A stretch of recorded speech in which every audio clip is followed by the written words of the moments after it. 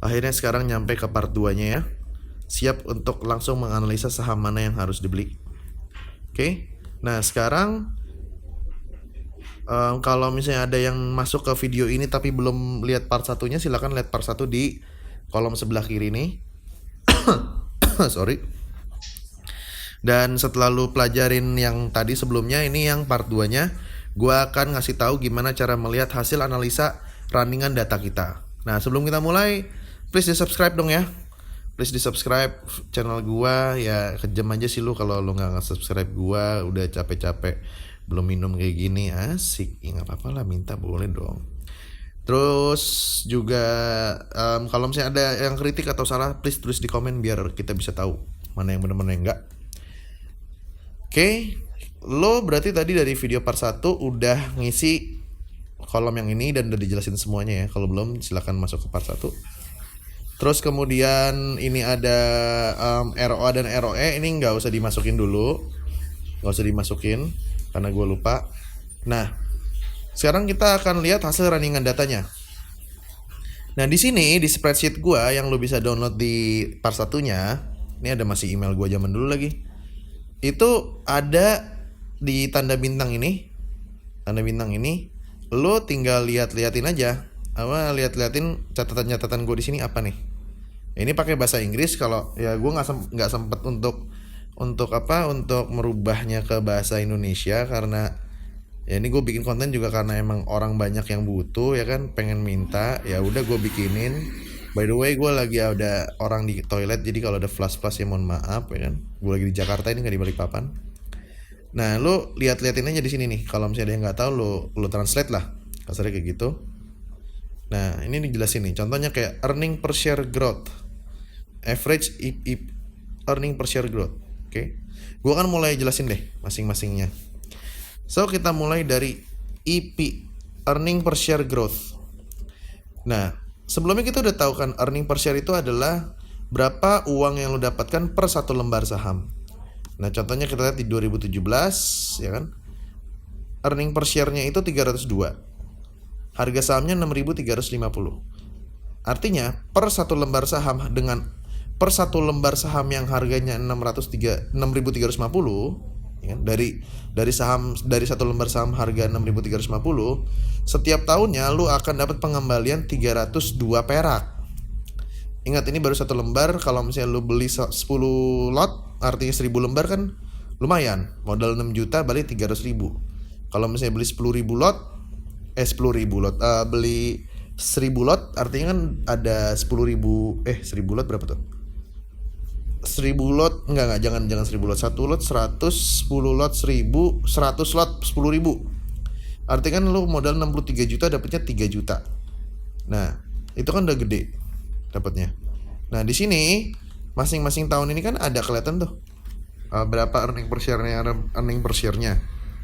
Nah, earning per share ini itu setiap tahun tuh harus diasumsikan naik. Makanya kita ambil rata-rata. G ini adalah growth. Nah, setelah dirunningin ya kan, growth-nya itu adalah 11% per tahun. Jadi kenaikannya itu 11% per tahun. Nah, dari buku Alan May yang gue pelajarin, Alan May ya, itu minimal 7% setiap tahun harus naik earning per share growth-nya. Gue gak tahu logikanya dari mana, cuman gue pikir kayak kenaikan 7% itu buat mungkin ngalahin inflasi kali ya, sama ngalahin bunga bank. Kalau misalnya ada yang tahu, please tolong komen di bawah. Oke. Nah, kalau misalnya ini 7% dan ini kelihatan kan kita 11%, artinya ini aman. Oke. Berarti variabel pertama lolos. Kemudian price per earning per share. Ini apa ini? Gue lupa. Stock market price bagi annual earning per share. Stock market price bagi annual earning per share. Oke. Untuk melihat seberapa rela investor membeli satu earning per share pada saham tersebut. Should be below industry average. Find top 10% lowest PER in industry. Oke. Ini artinya adalah kan kita punya saham itu 6.350 harganya. Terus abis itu annual earning per share-nya, artinya dari 6.350 itu setahun lo dapat 302 perak. Ya kan? Terus abis itu kita bagi 6.350 terus annual per share-nya 302, hasilnya 21. Artinya skor untuk si investor ini mau beli si saham ini, ya, ini gue yakin agak susah nangkapnya. Dia rela membeli saham yang harganya lebih mahal 21 kali lipat, ya kan? Ini ya, harga sahamnya lebih mahal 21 kali lipat dari untungnya per tahun. Ulangi, harga saham 6.350, pengembalian sahamnya 302 untungnya setiap tahunnya, ya kan? Artinya 6.350 dibagi 302 itu adalah, artinya 6.350 itu 21 kali lipat dari 302,5. Artinya, balik lagi, banyakkan artinya nih ya, cuman nih harus dipahamin pelan-pelan. Orang rela membeli saham dengan harga yang lebih mahal atau lebih tinggi dari penghasilan per lembar sahamnya sebanyak 21 kali. Oke. Nah, ini udah lolos apa belum? Kita belum tahu. Caranya adalah kita lihat industri yang sama, perusahaan-perusahaan di industri yang sama. Terus kita hitung, jadi kamu harus cari industri yang sama, terus kita hitung misalnya di food ya food and beverage ya food and beverage, bank ya bank. Kita lihat, kita hitung lagi yang perusahaan-perusahaan lain dengan industri sejenis, lihat apakah dia di bawah atau enggak. Coba cari 3 atau sampai 5 perusahaan sejenis. Apakah si price earning ratio-nya ini di bawah atau di atas? Kalau di bawah artinya apa? Kalau di bawah, gap antara untung gue per 1 lembar saham itu semakin kecil. Artinya kemungkinan besar keuntungannya akan semakin besar dong. Kayak gitu. Oke. Selanjutnya adalah book value of equity per share. Nah, di dalam saham itu ada yang namanya book value dan market value. Book value itu adalah total nilai si perusahaan ini dibagi lembar saham yang ada, itu baru namanya book value. Book value itu artinya harga saham yang tertera sebenarnya di buku. Gitu. Nah, kalau market value atau di sini lihat di stock price nih, 6.350 stock price. Itu adalah harga di pasar. Nah, simpelnya kayak gini deh. Kalau kita bilang book value itu sebenarnya harga cabai pada saat normal. Misalnya harga cabai misalnya 1.000 gitu. Pada saat Ramadan, harga cabai jadi 6.000. Artinya, harga book value yang cabai itu sebenarnya 1.000, tapi karena di market ada perubahan supply dan demand, harga jadi 6.000. Nah, sama kayak saham. Saham itu aslinya harganya secara tertulis itu secara akuntansi itu 2.253 nih. Ini hasil runningannya. Sementara harga di marketnya itu 6.350 dan ada selisih 4.096. Nah, selisih 4.096 ini menurut gue ya, ini adalah harga psikologi market. Nah, kita lihat catatnya sini. To determine actual stock price according to financial statement. Nah, ini adalah tujuannya untuk melihat harga sebenarnya stoknya berdasarkan catatan akuntansi. Nah, di sini kalau gue lihat sih, lu coba bandingin lagi sama perusahaan-perusahaan sejenis, lihat gapnya itu berapa kali lipat dari book value-nya ini. Jadi kayak simpelnya cabai dibandingin sama bawang, dibandingin cabai merah, cabai rawit sama cabai hijau misalnya. Itu dibandingin cabai merah, cabai rawit sama cabai hijau, mana yang harga pasarnya itu terlalu tinggi gitu. Nah, kita beli harga yang harga pasarnya lebih rendah, yang paling mendekati sama book value-nya. Kenapa? Karena ya kita harus cari harga yang paling mendekati harga real. Simpelnya kayak gini, cabainya udah kemahalan ya kan? Ya kita jangan beli cabai merah dulu lah, beli cabai hijau aja dulu yang mendekati memang harga cabainya. Gitu. Walaupun nyambel cabai merah cabai hijau beda ya rasanya ya. Gua harap mengerti ya penjelasannya. Nah, balik lagi tadi dua ini lo harus analisa industri, ini juga analisa industri. Oke. Selanjutnya ada price earning per growth. Price earning per growth ini adalah untuk melihat potensi pertumbuhan harga saham di kemudian hari dibandingkan dengan harga saham saat ini. Nah, ini adalah semacam kayak ramalan. Nah, ramalannya gue lupa ini logikanya kayak gimana, cuman ini untuk melihat potensi ke depannya si saham ini akan naik lagi nggak harga sahamnya, ya kan? Harga sahamnya. Nah, sepengalaman gue di industri-industri yang gua coba, ini tuh rata-rata 2 sampai 3 gitu ya. Poinnya 2 sampai 3. Oke. Nah, kalau ini 1,93. Jadi syaratnya adalah harus di bawah 1 tapi mendekati ke 0,5. Artinya kalau di bawah 1 dan mendekati 0,5, dia potensi kembangannya lebih cepat. Tapi kalau udah kalau misalnya udah 1, artinya perkembangannya itu mulai kayak melambat, stagnan. Nah, lu boleh buktiin kalau misalnya lihat di 2017, kita lihat ya. Kita lihat harga Akra di 2017 ke 2018 sekarang berapa. Kita lihat ya. 5 years. Nah, ini kan turun nih. Akra turun 2018, emang rata-rata turun. Nah, ini ada 5.000, 4.000, ya kan? Nah, kemungkinan untuk naik tingginya lagi kayak sekarang, kayak ini lagi itu masih lama, 5 tahun lagi mungkin. Jadi 2024. Nah, jadi mungkin dia akan bergerak di 4.630 sampai ke 5.000 terus. 5.000 gitu. Nah, itu yang maksudnya itu mau diomongin sama si price earning per growth ini. Nah, ini nggak mutlak, tapi ini prediksi statistikal aja gitu loh. Oke, udah jelas ya. Nah, ini di atas 1, less than 1 enggak gitu oke. Gitu, karena ya udah mulai stagnan pengembangannya.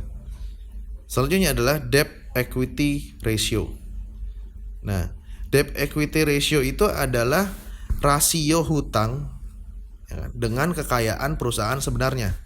Jadi simpelnya gini, perusahaan itu kan pasti punya utang sama bank kan, nggak mungkin nggak ada perusahaan nggak ngutang gitu. Nah, cuman kan ada orang yang ada perusahaan yang ngutang terlalu banyak sama bank, padahal sebenarnya dia nggak mampu. Simpelnya kayak gini, ada orang yang maunya gaya, sebenarnya nggak punya apa-apa, tapi dia ngutang mulu sama tetangganya, sampai akhirnya gajinya dia untuk nutupin bulanan hutangnya itu atau semua kekayaannya dia untuk menutupi total hutangnya itu nggak cukup gitu loh. Nah, ini yang mau dibilangin sama si debt equity ratio. Artinya rasio hutang, debt atau liabilities kita bisa bilang sama ya. Rasio hutang dibagi sama rasio kekayaan si perusahaan ya. Itu banyakan mana? Hasilnya adalah 0,86 kalau dari si Akra. Artinya debt equity atau hutangnya si Akra itu cuman 86% dari si kekayaan si Akra, ya kan? Hutangnya 7 juta, kekayaannya 9 juta. Bener kan nih? Iya, benar. 9 juta, 9 triliun. Ya kan? Jadi, hutangnya itu masih rendah di bawah si kekayaannya. Ini si perusahaan ini mau ditunjukin apakah dia mampu membayar hutang atau enggak. Nah, dibilang debt equity ratio harus di bawah 1. Artinya ya utang lu jangan ngelebihin dari kekayaan lo. Itu kalau misalnya mau aman ya. Nah, ini variabel kedua, checklist aman gitu kan. Dan sepengalaman gue, coba lo analisa sendiri, ini banyak lo yang utangnya itu di atas dari dari total usahanya kayak gitu.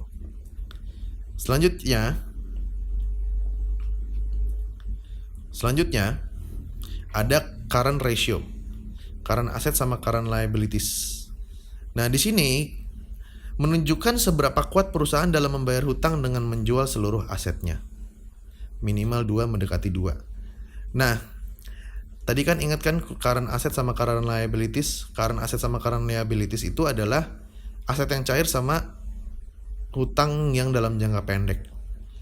Artinya apa? Dalam jangka pendek, total kekayaan perusahaan itu bisa nggak sih bayar total kekayaan perusahaan yang liquid ya? Liquid itu artinya yang gampang dijual.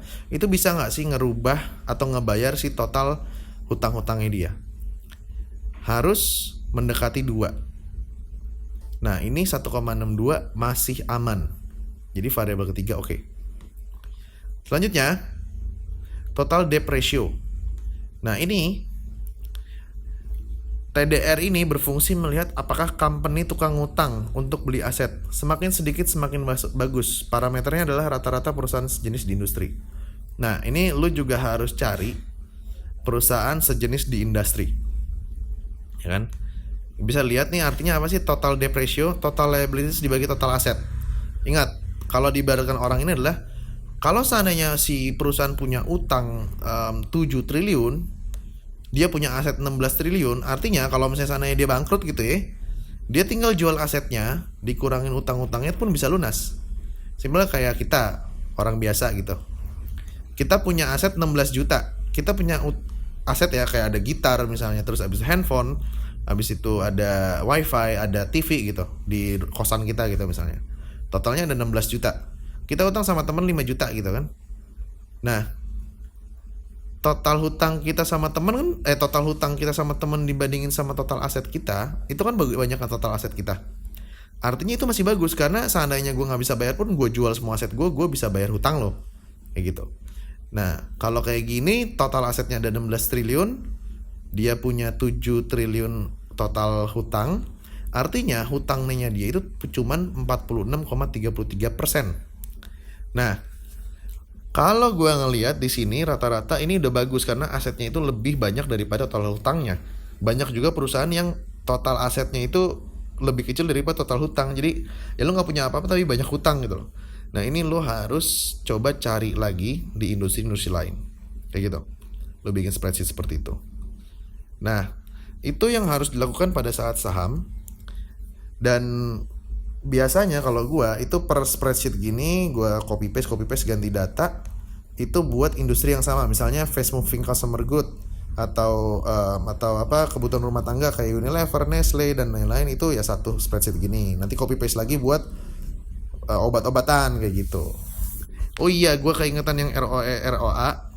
Ini lu masukin semua ROA ROA di annual report, pasti ada di annual report, kita cek ya. Kayak di Akra sini nih. Kayak di Akra misalnya. Nah, ROA ya, return on asset. Nah, ini kan ROA, return on asset. ROA tuh return on asset. Nah, lu lihat nih ada nih 7,1%. Ini persen ya dalam persentase ya. 6,4, 6,8, 5,5, 4,4. Nah, lu tinggal disalin. Terus return on equity di bawahnya ada 15%, 14%, 17%, 15%, 13%. Nanti dicatat. Nah, nanti dari masing-masing industri perusahaan yang lu dapat yang sama industrinya, itu pilih mana perusahaan yang variabel ininya makin banyak yang sesuai dengan syarat-syarat yang ada di catatan, plus mana yang ROE dan ROA-nya itu paling bagus. Karena ROA itu artinya return on asset. Total aset yang dikeluarkan, akhirnya kita dapat untung dari segini gitu loh. Contohnya kayak gue punya restoran ayam bakar, gue kan beli capitan, beli panggangan, beli kursi, beli meja, beli lampu. Nah, dari aset yang kita punya, itu berapa sih keuntungan kita per tahunnya? Kalau return on equity adalah dilihat dari total kekayaan perusahaan, itu kita dapatnya berapa sih dalam waktu setahun. Nah, lihatnya dari itu. Balik lagi, variabel ini udah paling banyak mana, yang paling banyak yang dipilih. Terus yang paling banyak yang melewati target yang dipilih. Terus ROA-nya lihat mana yang paling tinggi di average-nya atau rata-ratanya. Oke, demikian. Nah, gue sangat merekomendasikan lo lihat video tentang gimana caranya ngatur uang untuk saham. Nah, silakan klik di tombol kiri di bawah. Ya, mudah-mudahan ini bisa ngasih manfaat. Mohon maaf banget ini terlalu panjang videonya karena ya emang tutorial jatuhnya. Dan ada 2 part. So, gue harap ini lu bisa save dan sebarin ke teman-teman lu yang mau mulai belajar saham. Dan kalau misalnya lu lupa, silakan balik lagi ke channel ini dan nonton lagi. Dan jangan lupa ini bukan suatu-satunya cara, ini hanya basis dasar. Kalian atau lo harus bisa cari lagi sumber-sumber lain buat belajar. Ini gue cuma sharing aja. So kalau misalnya dia mau komen atau mengkritik atau mau kasih pembenaran atau ada yang diluruskan gitu, silakan komen di bawah. So see you in the next episode of Muda Cuma Sekali, karena kita nggak tambah muda. Bye bye.